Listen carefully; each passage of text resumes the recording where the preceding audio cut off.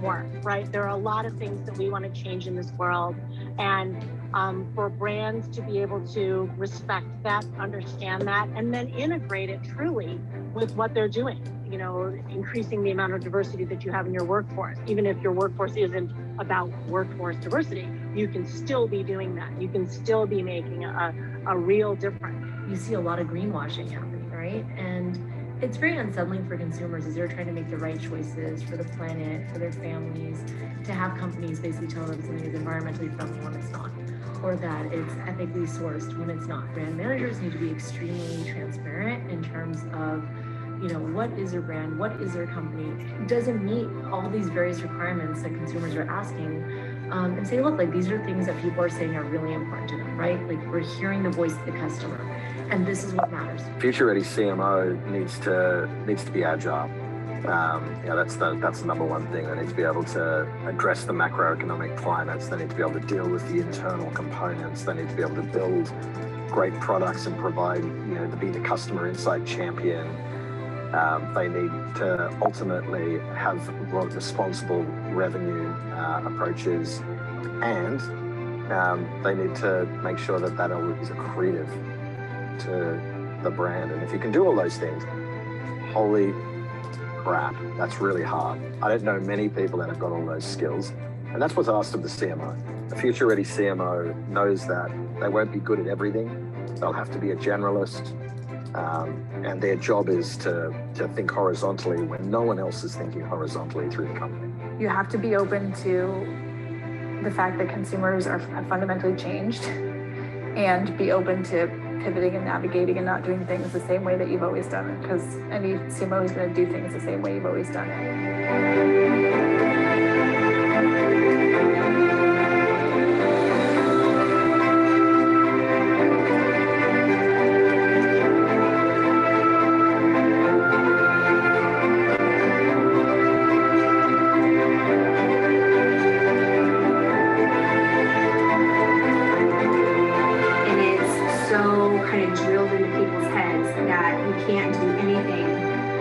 Of a business case without, having all the data behind it. The challenge is right now, I think that impedes, because data can tell you what you've done. It almost needs to have some great leaders who try something, right, and recognize we're so locked into our data that we're locked into our processes, and we're locked into our understanding. There's so much room right now for a voice, for something fresh, to kind of be that beacon that says, hey, this is a different way to do it, right?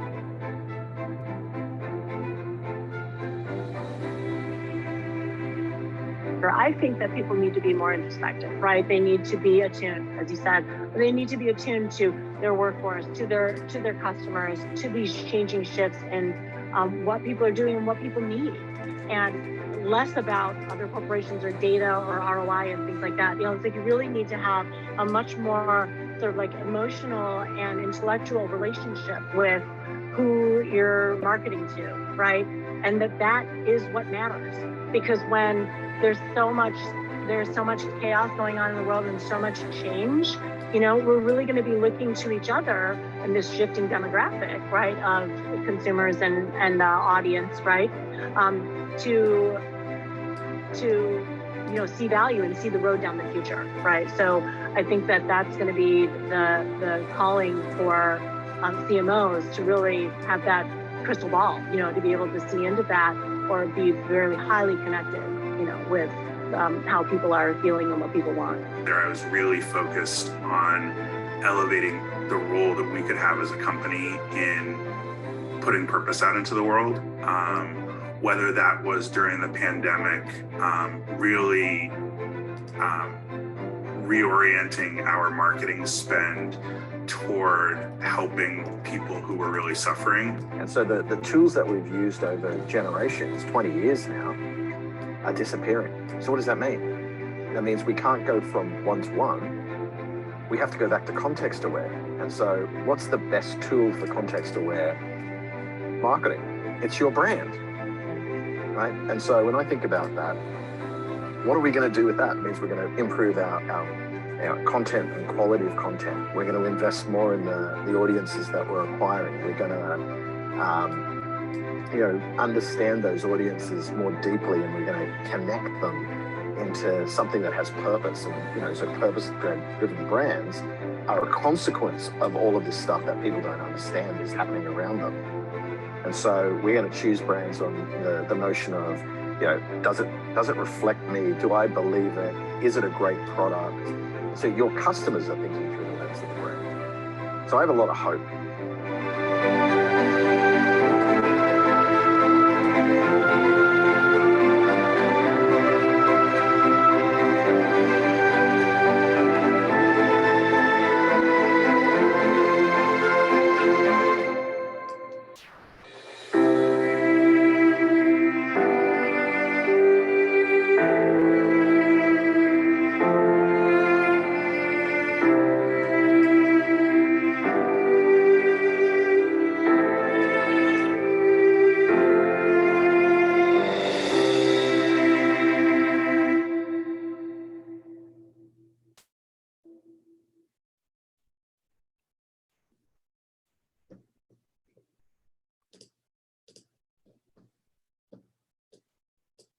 Hello.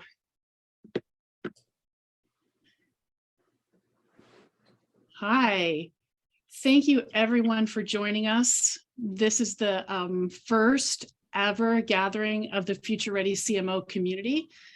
A handful of us here today have been working together for the past year or so, some of us longer, to fine-tune our vision for how we use our significant skills as communicators, brand strategists, and entrepreneurs to accelerate the transformation our world needs now. We officially launched just over a week ago, and we've had really, really good, overwhelming response. People leaning in and saying, hey, this is about time. I've been waiting to figure out what I can do with my skills. We're just really excited to have our first session and have two really inspiring leaders with us today, Conley and Shelley Paxton, two people who have inspired me and have really helped me formulate the vision for what we're doing. So hi, Chip. Hi, Shelley. Hello, Mary. Hello, Shelley. Great to see you both here. Oh, wait, Mary Shelley. She's the one who wrote Frankenstein. That's about right. There you go. That's how weird my brain is. This is not the Frankenstein program. We're getting more into your weird brain in a minute. So Mary Shelley. Well, there you go. Only you, Chip. It's one of the many reasons I love you. So before we get into what is already going to be, in my mind, a really fun conversation, we're a community practice at Future Ready CMO. And so I'd like to start as we plan to continue, and that is to use one of the practices that we have incorporated into our work, and that is the practice of connection. All of you signed up today to join us here. People are showing up for this because they believe in something bigger and that they have more to give in the world. So if everybody that is on this call could let's find our feet, find our heart center. It's the 1,000 times more powerful than our brains, and feel into why we're here. If you are an attendee, feel free to use the chat to say hi and let us know who you are and where you're from and why you're here. And take a few deep breaths. I am sitting here with a huge sense of gratitude for the people I've been working with over the past year or so. This has been a 10-year journey for me. And it has been a journey of navigating some of the really biggest brands in the world and some of the most interesting scenarios while we watch our world, change dramatically. And it's culminating in our first conversation with Chip and Shelley. So I just want to call out a couple people before we get started. And number one is my partner, Deanna Paredes, who is the rock of operational excellence and really helping keep things focused and on track. Tirza Hollinghorst from Lumen, a creation leader, innovator, and a person who has taught us practices of co-creation and continues to contribute to this community and to the world of innovation at large. To Sarin Silva, who has brought so many people into this community and so many really, really great marketing folks and connected us into a much broader world than we could have connected into ourselves. And then Ashley Battle, who is in the background running the tech on the show. And Ashley is our producer and project manager, and she will be dropping things into the chat as we go along. So quick one other housekeeping item, the Q&A is open. So if you've got questions, feel free to drop them in. We will take questions at the end of the session. And we definitely want to hear from you and your thoughts as we go through this. So let's get into it. So our first guests, Chip and Shelley, are both dream guests for me, and it seems very significant that they are the first guests that we have, that we're bringing to the table here.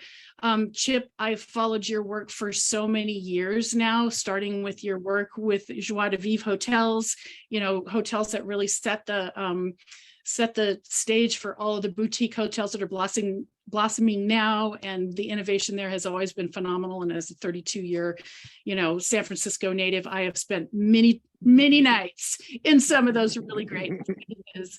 And then I think taking that work into Airbnb, which has been so transformative to the world, and your visionary leadership there. But the thing that I think I connected with the most in your work was your book Peak, How Great Companies Get Their Mojo from Maslow, and it's really a must read for my teams.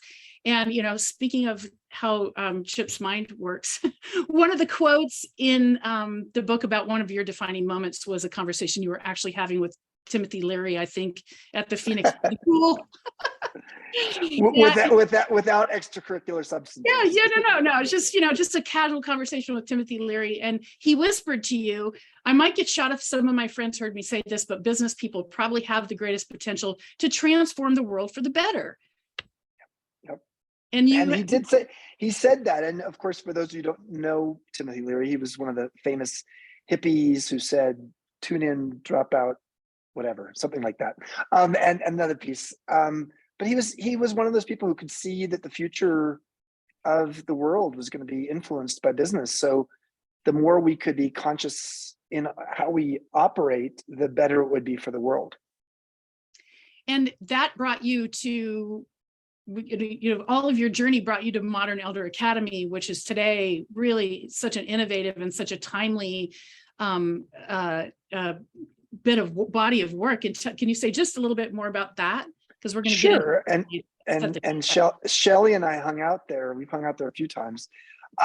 So when I was at Airbnb and I joined Airbnb, it was about 10 years ago, and it was a tiny little tech startup, and they wanted Chip to come in as the modern elder, who's as curious as he was wise, according to them, to help them become a global hospitality brand. And so over the course of my 7.5 years working there, 4 years full-time, 3.5 years as a pretty active strategic advisor, I started to own what it meant to be like a modern elder and to be someone who was learning how to cultivate my wisdom and share it with younger people, because I was twice the age of the average person in the company. And I was the mentor to the CEO, Brian Chesky, who's 21 years younger than me. So I created the Modern Elder Academy as a place for people to reimagine and repurpose themselves for the second half of their adult life. And the average age of people who come is about 54. And if you live till age 90, 54 is exactly halfway between 18 and 90. So you are exactly halfway through your adult life at 54. But the way the world looks at us and the way we think of ourselves, we think that age 54, we're going out to pasture. Right. And I guess what I'm saying is, nope, I don't think so. And maybe there's a way to repackage that wisdom you have and do what I call same seed, different soil. Apply it somewhere else. And that's what I did with my boutique hotel and hospitality entrepreneurship background. within Airbnb. That same seed, different soil. It's kind of what we're talking about, it feels like today. So Shelley, my Minnesota sister from another mister, and someone I actually discovered through Chip. I think it was a couple years ago. You guys had a video chat about your soulbatical work that you were doing at Modern Elder Academy. I dove into your book and, just really loved the notion of finding your best life, either in your career or outside of your career. You went off and really learned how to live your truth on your own, but you had this dream career as the CMO of Harley-Davidson, and you gone through this incredible path through the agency world and come out the other side. And now you're a certified Dare to Lead facilitator, part of Brene Brown's community. And you not only are a coach and a mentor and, a top author, but you're also working, do collaborative work with Chip at Modern Elder Academy. So tell us a little bit more about the kinds of things that you do and your journey. Yeah, well, I think you summed it up beautifully, right? I spent 26 years in, in the advertising and marketing world. And I got to what a lot of people would refer to as like the peak of the proverbial mountain, being the CMO for a brand that people tattoo on their bodies. It's a pretty incredible honor. Yeah. And then to be standing in that rarefied air and be having, on the outside look like I did it. I got there. I ticked all the boxes of traditional success. And then to be feeling on the inside like, why do I feel empty? Why do I feel unfulfilled? What am I missing here? And that's really what started my whole journey of soulbatical and this whole idea of what does it truly mean to be successful versus success empty, which I'm hoping we get into a little bit because I feel like it feeds into the work all of us can be doing to define success on our own terms. Yeah, I think it would be fair to say that anybody who is interested in this community is looking for something to fulfill them in a much more meaningful and soulful way than the traditional grind of marketing and brand and business and all of that.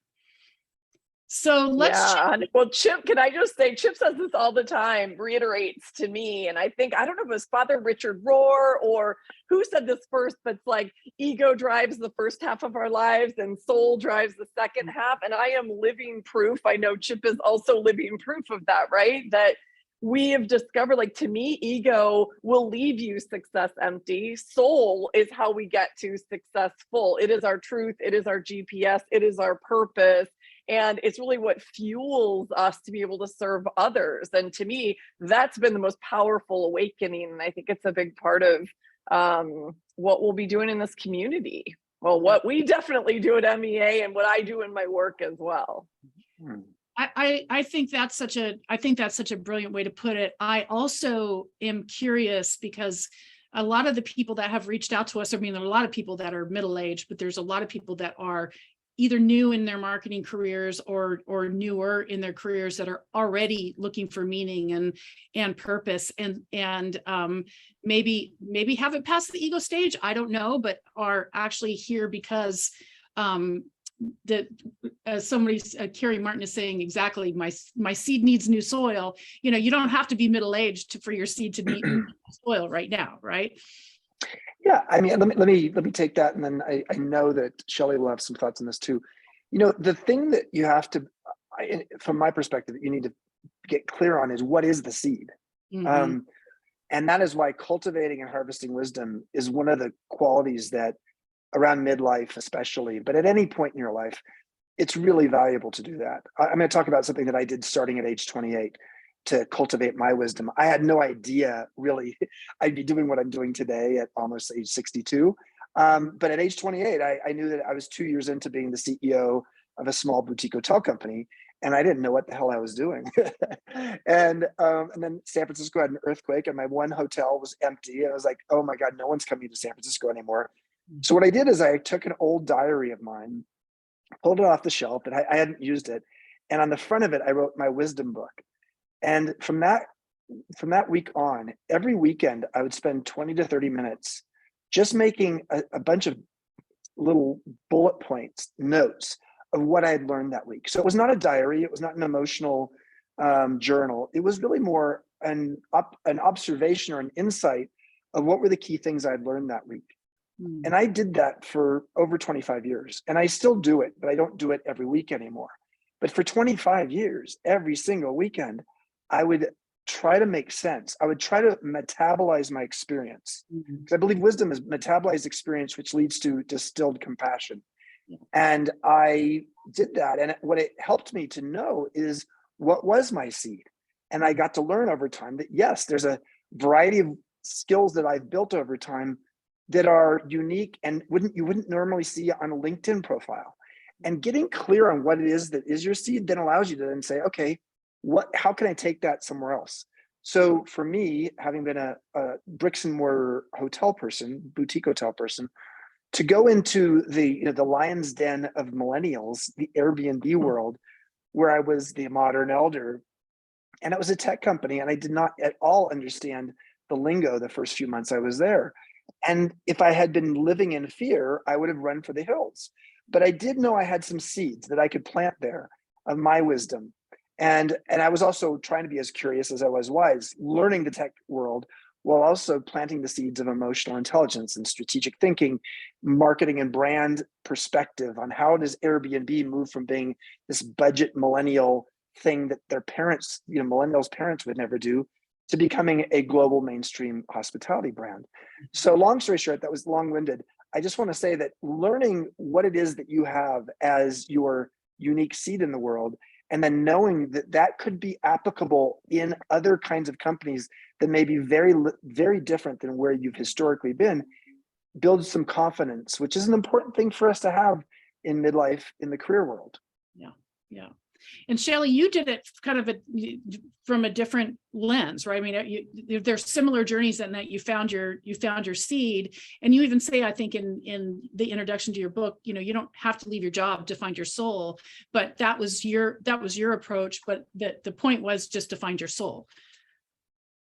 Yeah, I mean, I say you don't have to leave this journey of soulbatical or whatever you want to call it. I think I now kind of say the journey to successful. You don't have to leave your job. It's not about leaving your job. It's about finding yourself.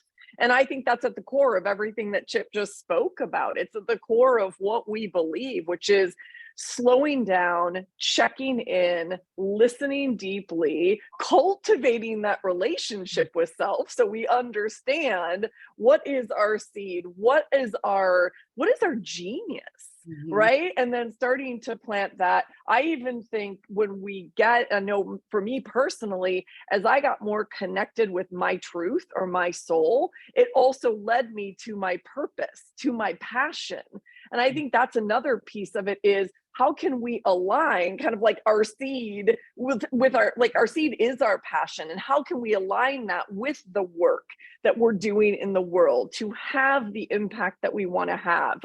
Chip has heard me say this a million times, and Mary, maybe you have too, but I'm on a mission to redefine how we think about ROI as well. I say ripples of impact instead of return on investment. And the truth as a business person is, of course, I know that we need both.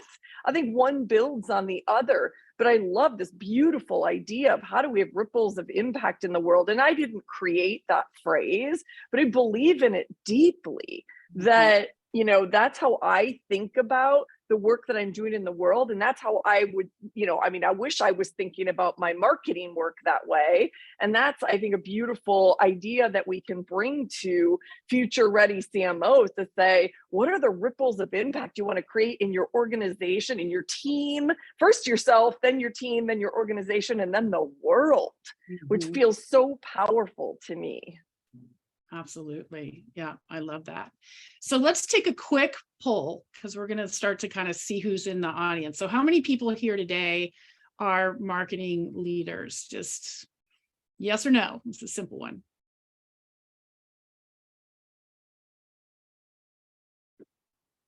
I guess I can vote. No, I can't. All right. What's our result, Ashley? 88%, so pretty good majority, and 13% not. I'd love to hear the other 13% and what you're up to here, and love to see, curious about how this sort of resonates with all of you. Second poll: do you think business has the power to change the course of events for people and the planet?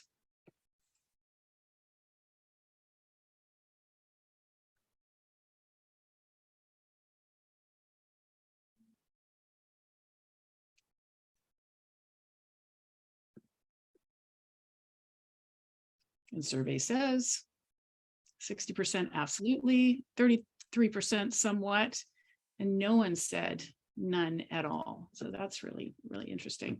So Shelley and Chip, you've both touched on this a little bit because you've been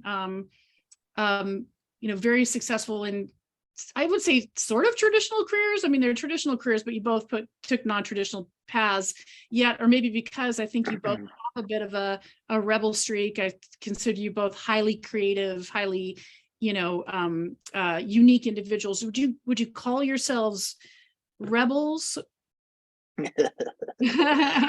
Well, I'll start on this one because I wrote a book 25 years ago called The Rebel Rules, Daring to Be Yourself in Business. And so, Shelley and I both have used the rebel icon in describing ourselves. And I had Richard Branson write the foreword to the book. And, this was when I was a youngster in my 30s, still running a company and growing a company.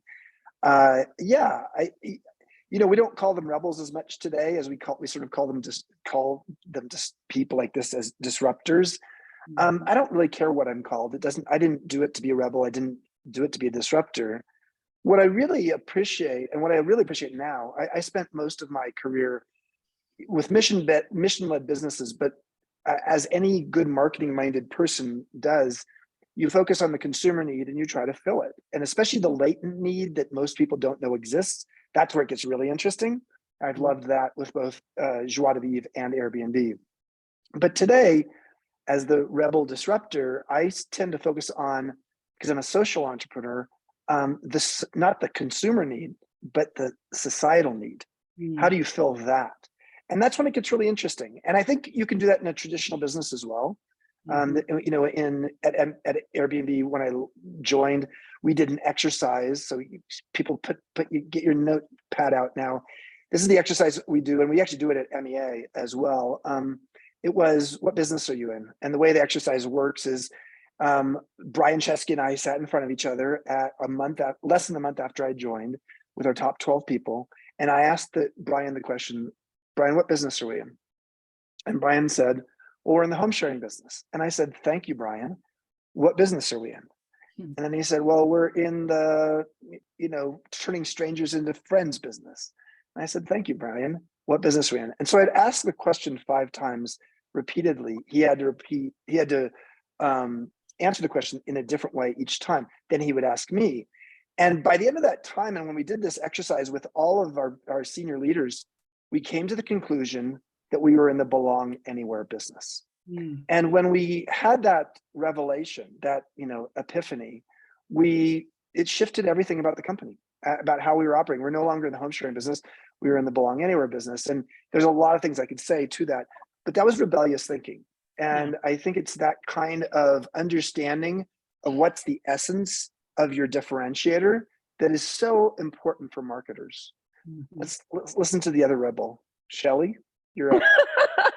Well, I was laughing because I was taking a sip of my water and realized I've kind of branded it. So yes, I'm taking after Uncle Chip.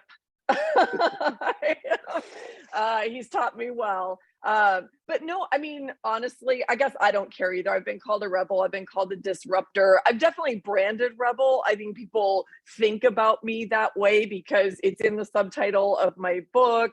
It's the name of my podcast. I was at Harley-Davidson. I'm still wearing leather. I mean, all the things, right?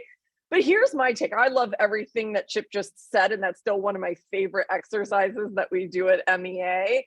And my perspective is this, to take it a little bit further down the line. I believe that authenticity is the truest form of rebellion.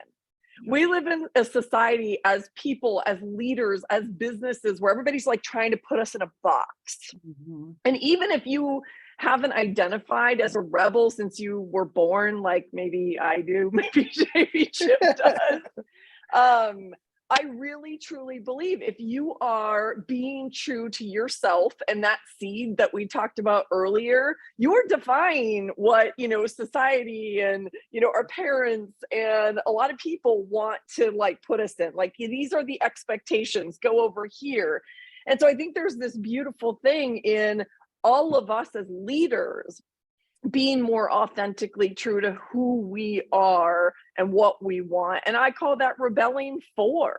I think so much of the world is rebelling against and pushing against. And I think there's this beautiful, expansive power that just, like unleashes us when we think about what does it mean to rebel for who you are, what you want, and the impact you want to have in the world, and to do it, in a way that's aligned with your truth as a brand, as a company, as a leader. All of that feels like really, really rich territory. Yeah, absolutely. And it all does still come back to Maslow, right? In the unmet needs, right? So, of course. Well, so let me articulate that. So the book she's talking that Mary's talking about is Peak: How Great Companies Get Their Mojo from Maslow. And what we did in that book, and in my company, Joie is take the Maslow's hierarchy of needs, distill it down to 3 key themes: survival, succeed, transform, and then applied it to our employees, our customers, and our investors. The customer pyramid, because that's what's relevant to what we're talking about today with marketing, it really revolves around the idea of at the base of that pyramid is meeting the expectations of a customer. By the way, you can hear the bell here. Can you hear the bell in the background or no? Yeah. Yeah, no, it's this is where you have 2 campuses that are going to be opening here in Santa Fe, and one of them was a former Catholic retreat center and seminary, and so that's the nuns next door ringing the bell. So the base of the pyramid, the survival need with your customers, meet their expectations.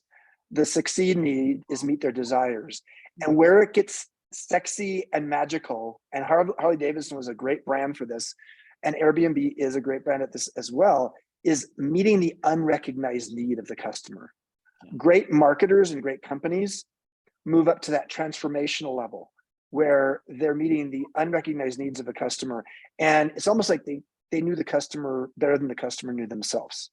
And that's when, you're creating the kind of evangelists that allow you to not have to spend quite as much money on traditional marketing. So yes, I am a big believer in Maslow. I think Maslow, even though he gets derided a lot these days for all kinds of reasons, I do think that the premise that there is sort of some base needs and then higher needs. And, I gave a TED talk on the big TED stage in 2010 about this. Yeah. Well, and the other thing about Maslow that I find really fascinating is that he also believed that, in like group psychology and healing, and that corporations were really the largest holders of people, and that if we were going to transform people, we needed to transform people within business and organizations. Yeah. So I think that's an important message, and it's the thing that kind of motivates me as well. He said, here's a term that you've never heard of before. It's a hyphenated term. He said, great companies have great psychohygiene. Which is psychohygiene. It's such a fascinating term. What he meant was they know how to cleanse themselves, because every company gets dirty, for a variety of reasons, whether it's internal cultural issues or whether it's the mistake that a company makes out there of its brand. And just like Johnson & Johnson did when they had the scare of whatever was in their pills, and then they had to like immediately figure out how to cleanse the brand. There's a lot to be said for psychohygiene in the world.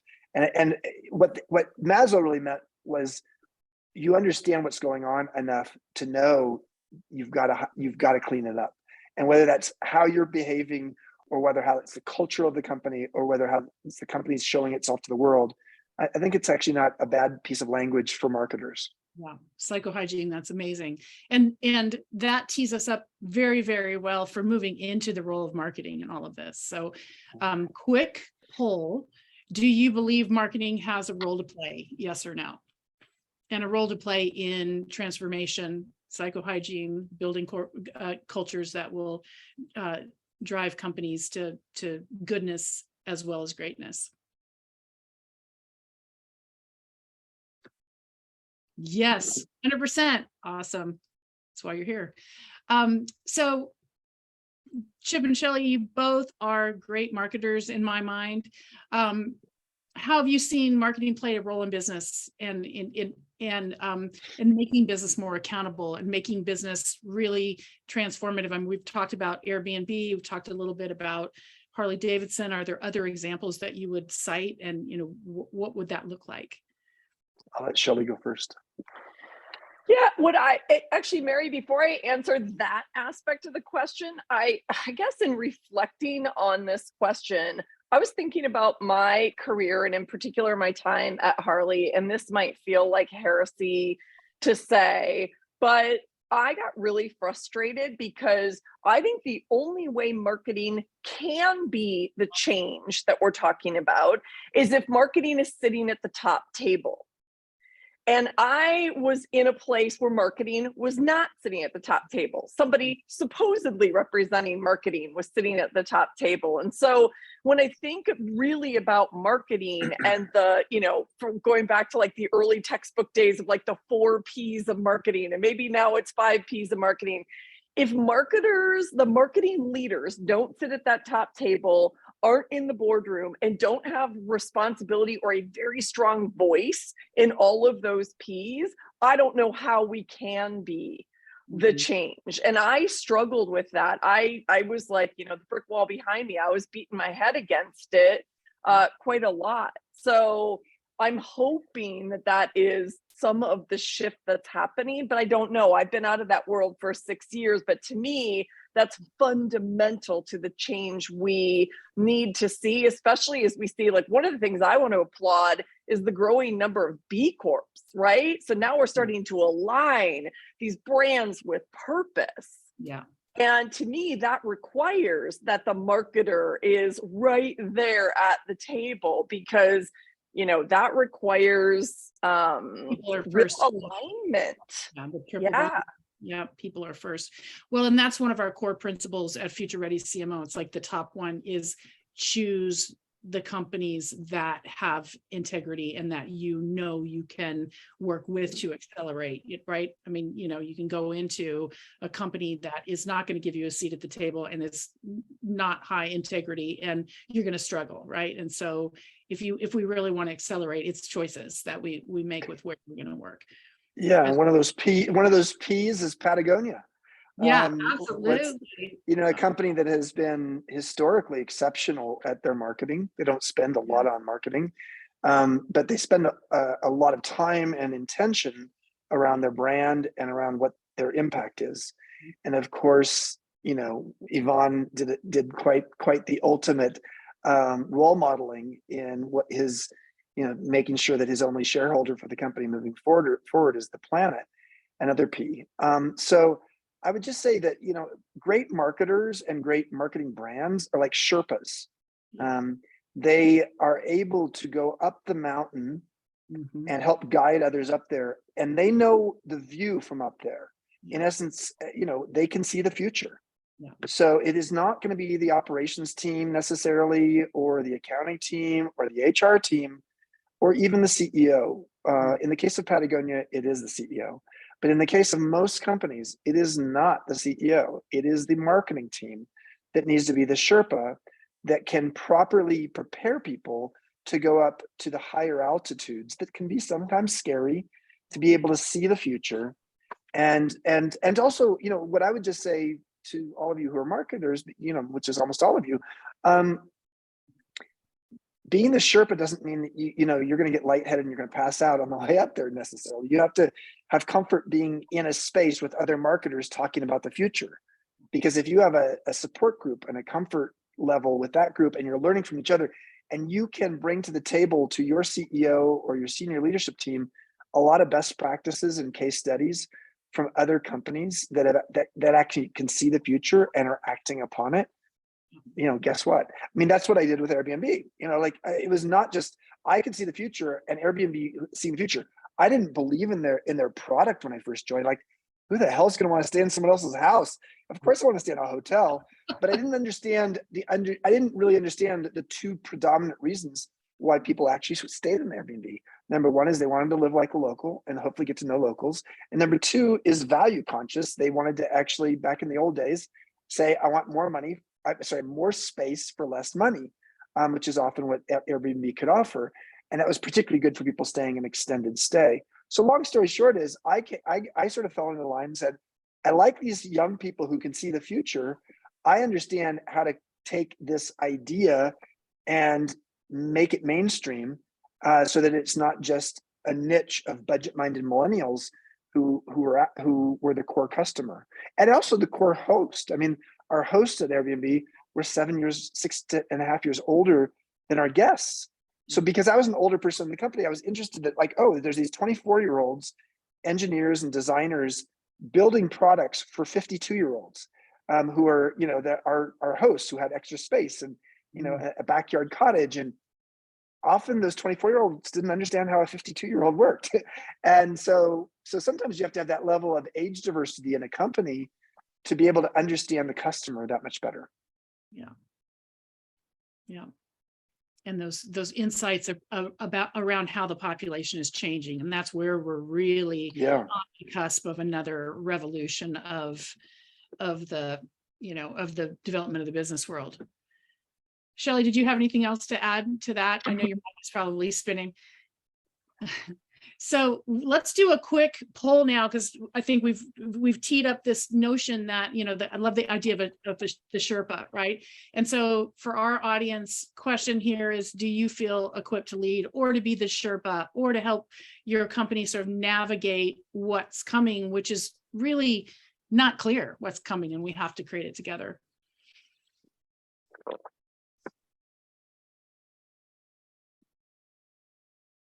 And survey says, yeah, it's kind of mixed. Some people are ready, some people are somewhat, and and I think that's another reason why coming together and being connected in this way, learning from each other, is really super important, as you said, Chip. So let's move a little bit into, with the time we have left, this whole notion of transformational space. You're both business leaders who've moved into more transformation-oriented roles because you've led change. Talk a little bit more about that and kind of the role of group transformational experiences. I guess I'll start with that. So I was lucky enough to be on the board of 3 organizations that have truly influenced me. One was Burning Man. I was a founding board member of Burning Man. That's a group experience. That's where I learned the term collective effervescence, which is such a beautiful term. It comes from Emil Durkheim, who studied religious pilgrimages 110 years ago. I was also on the board of the Esalen Institute, the US's first personal growth retreat center in Big Sur, California. Learned a lot from that, and I actually used to teach there.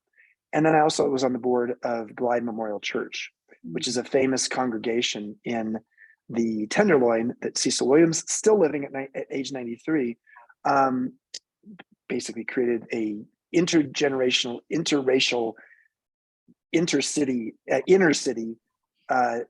liberation theology thing. So all 3 of them had a collective effervescence around them. My experience and what I've learned from having had almost 3,000 alumni from 40 countries and 26 regional chapters for MEA around the world today is wisdom is not taught, it's shared. Mm-hmm. And I think what's beautiful is when you can bring a group of people together who are like-minded, but are also sort of on their own journey, and they feel a little vulnerable, a little liminal in language that we use at MEA.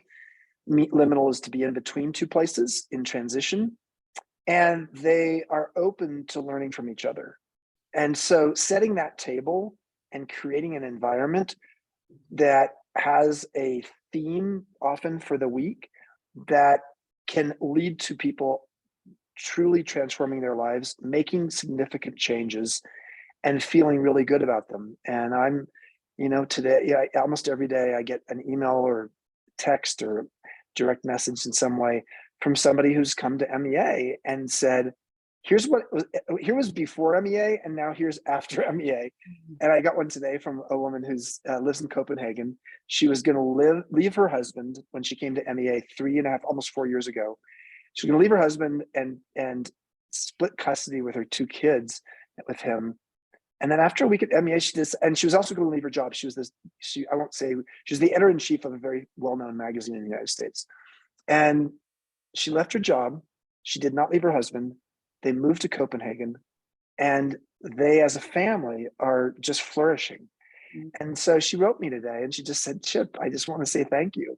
And so that's what fills me up today. That is my successful. Yeah. I love that you slipped that in, successful. Well done, Chip. Yeah, I mean, I have to say, like, my love, I'm sorry, I'm getting blinded by the sun and I can't figure out the right place to like put my eyeballs right now. My love of like group experience and transformation that can happen in the moment goes all the way back to my improv days. I studied at Second City here in Chicago when I was in my early 20s. It was like my passion project on the side, and it was my love of like really saying yes and leaning into a group and trusting and surrendering that people got your back has carried me through my corporate career, has carried me into the work that I do now. I mean, there's nothing more powerful than knowing you are held and supported and inspired by other people. We see each other not only as wisdom shared, we see ourselves in other people's stories. This is part of the power of how we learn. And to me, it's what I love doing in my work. It's what I love being a part of at Modern Elder Academy. I actually do more work with the chief organization now, and I guide groups of senior female executives. I do more of that work than the Brene Brown work these days. And those women, like being a part of those core groups, it is a safe and brave container for female executives who often feel very alone in what they're doing. And I know marketing executives, many people in this space on this call feel exactly that same way. We feel so alone. We're the Sherpa at the top of the mountain, exactly as Chip was saying. So having that community to be a part of and tap into and learn from and be inspired by it means everything to me. And I see this is the trifecta. It's the community, it's the transformational work from the inside out that we do as humans and leaders, and it's the experiential pieces, and you put all that together, and that's where the magic is. And it becomes an accelerator. Absolutely. And just for those in the audience who don't know, we are planning our first cohort from Future Ready CMO Academy, which is part of the community, with a capstone of 1 week event at Modern Elder Academy in Baja. It is a bespoke event. We've been working with Shelley, Chip, Tirza, and the team and I to create an event that's really about, for marketers, building the skills and capacities you particularly need, because we've all been through a unique challenge as marketers, and we're in a unique situation trying to really move into this new space, and also to really create that vision collectively for the role of marketing and driving transformational change. And Ashley's going to put the links in the chat for both Modern Elder Academy, so you can check that out and see what all that's about, and for Soulbatical, so you can check that out, as well as the Becoming the Change course for Future Ready CMO Academy. And we're kind of running up on time here. I want to make sure that the attendees that may have questions have a chance to ask questions. So if you haven't, please drop them in the Q&A. And if you don't have questions, I have one more question for Chip and Shelley. And, we all are sharing this sense of urgency right now, and things are obviously accelerating around us, but why do you think more now in the business world than ever? Shelley, you want to go first, or you want me to go first? I can go first if you like. Go for it. I'll follow. Well, I a couple thoughts. I think one of the things we talked about at MEA is the world is getting older.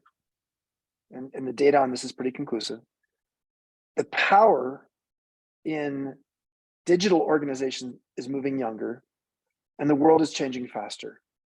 And so so that's my first answer. I have two answers here. First answer is to say, wow, we're getting older and people are going to work longer. Mm-hmm. And yet in the digital world, especially digital marketing world, the power is moving to younger people generally. And then the world is changing faster. And that's got a lot of people bewildered. Mm-hmm. A lot of people, especially in midlife, who are longtime veterans in marketing, sort of saying, I don't know what to do. That last piece, that piece around the world is changing faster, is the part about why I think marketing is so essential. Because if the marketer is the Sherpa who is seeing the future, and if the future is coming, and now I'm going to use a wave, if the waves are coming faster and faster and they're getting bigger and bigger, if you don't have a Sherpa or a great surfer who can look out on the horizon and see what's coming and determine the difference between a fad and a trend, a long-term trend, you as a company are in a lot of trouble. And if you want to see the disruptees, the blockbusters, the Borders,